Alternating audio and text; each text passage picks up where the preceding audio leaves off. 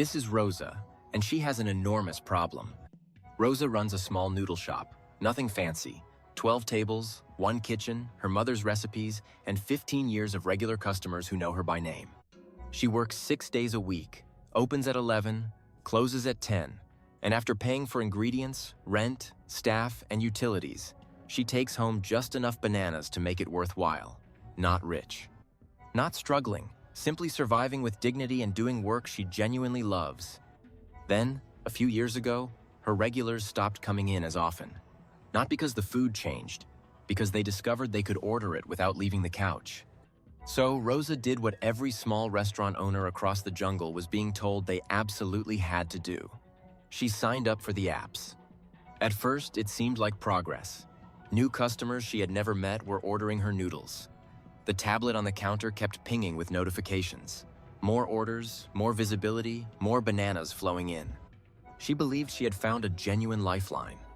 What she had actually found was a sophisticated trap designed to take 30% of every single order she filled, permanently, with no realistic way out once she was inside it. This is the food delivery app scam explained using bananas. Start with the math, because the math tells the complete story. Rosa's noodle bowl costs 12 bananas. A customer orders it through the app.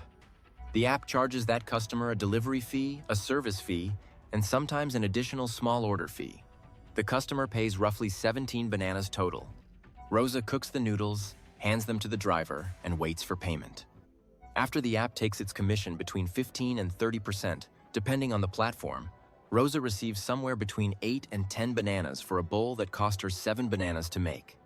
She made 1 banana, maybe 2, on a 12-banana bowl built from her mother's recipe, perfected over 15 years. While the app, which cooked nothing, bought nothing, and owns absolutely nothing in her kitchen, collected 4 to 6 bananas simply for hosting the transaction. The driver who physically carried those noodles across town, after fuel costs, vehicle wear, and the platform's cut of the tip, they made somewhere between 2 and 4 bananas for the trip. On a good day, the customer paid 17 bananas. Rosa made 2. The driver made 3. The app kept the rest and did not cook a single noodle. Here is what surprises most monkeys. Despite extracting 30% from Rosa and millions of restaurant owners exactly like her, despite charging customers multiple layered fees, despite paying drivers as little as legally possible by classifying them as independent contractors rather than employees, the major delivery platforms have spent years continuously losing money. DoorDash has never reported an annual profit. It has lost billions since founding while being valued at tens of billions simultaneously. If that sentence made you feel confused, you are paying exactly the right amount of attention. How does a company charge restaurants 30%, stack fees onto customers, pay drivers poverty wages, and still somehow lose money every year? The answer is venture capital and a total commitment to growth at any cost, for as long as investors fund the losses, in hopes of eventually achieving dominance so complete that raising prices becomes unavoidable for everyone remaining. These platforms are not functioning businesses in the traditional sense. They are land grabs. The losses today are the purchase price of control tomorrow. The restaurants, drivers, and customers are the fuel being consumed to get there. Now back to Rosa, because her situation is worse than the commission figure alone suggests. Rosa joined on the basic tier at 30%. The platforms also offer premium tiers at lower commissions 15 or 20%. The catch is that premium tier restaurants receive significantly better placement in search results. When a hungry monkey opens the app at 8 in the evening, they see premium restaurants first. Rosa on the basic tier gets buried completely unless she pays additionally for promotional placement. That promotion fee comes on top of the 30% already being deducted. If she wants to attract new customers by running a discount, the app offers to help promote it. Here is how that help actually works. Rosa marks her bowl down to 10 bananas. The app displays the discount prominently to customers and takes full credit for the offer. The app absorbs 0 cost from the discount. Rosa absorbs all of it, earning even less per bowl while the platform builds its reputation for value entirely at her expense. The final layer is the most strategically damaging. Rosa's app customers are not actually Rosa's customers in any meaningful sense. The app owns that relationship completely. Rosa cannot contact them directly, offer loyalty rewards, announce weekly specials, or suggest they order directly to save everyone the fees. The app sits permanently between Rosa and the monkeys eating her food, owning that relationship absolutely. Rosa paid 30% per transaction to build the app's customer base, not her own. This was designed precisely this way from the beginning. Economist Lena Khan described this strategy with exceptional clarity while still in law school. Platform businesses, she argued, can deliberately lose money for years to capture markets, and traditional competition law focused on whether prices are currently too high completely fails to identify this behavior until it is far too late. By the time the platform achieves dominance and begins extracting maximum value, no alternatives remain. Khan eventually led the Federal Trade Commission. The food delivery platforms are a textbook example of everything her analysis described. The delivery drivers who make this entire system physically function deserve direct attention because they are the most exposed and least visible participants.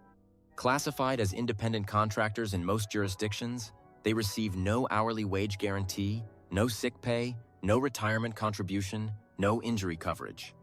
The driver who crashes their bicycle delivering Rosa's noodles pays their own medical bills entirely. The app can deactivate their account without explanation. The algorithm can simply stop sending them orders. No appeal exists, no HR department, no union, no severance. In California, the platform spent over 200 million bananas on a ballot measure specifically to avoid being required to treat drivers as employees. They won. 200 million bananas spent to avoid paying basic benefits to the monkeys doing the actual physical work? So what can ordinary monkeys do? Order directly whenever possible. Most restaurants have phone numbers or websites. One call cuts the app out entirely. Rosa receives more bananas. You frequently pay less. The app has invested heavily in training you to believe this is inconvenient. It requires approximately 60 seconds. Tip in cash when picking up in person. App tips pass through platform processing systems and can be delayed or adjusted. Cash tips reach the worker immediately and completely. Check the pricing difference between the app and walking in directly. The gap between what you pay through the app versus in person is almost always larger than expected.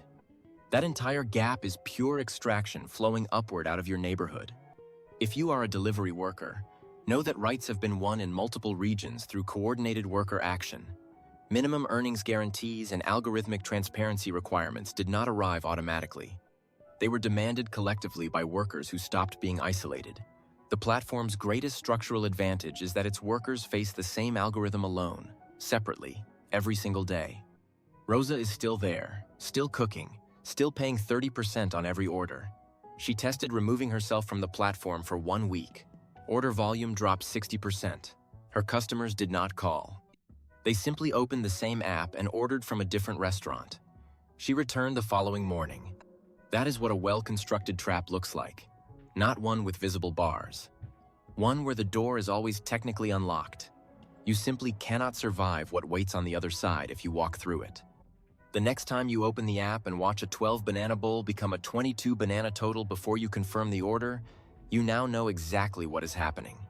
Every transaction produces a winner. In the food delivery jungle, it is almost never the monkey who cooked the food, the one who carried it, or the one who paid for it. Follow the bananas. They will show you everything. If this reached something in you, you'll want to be here for what comes next. Subscribe and turn the bell on.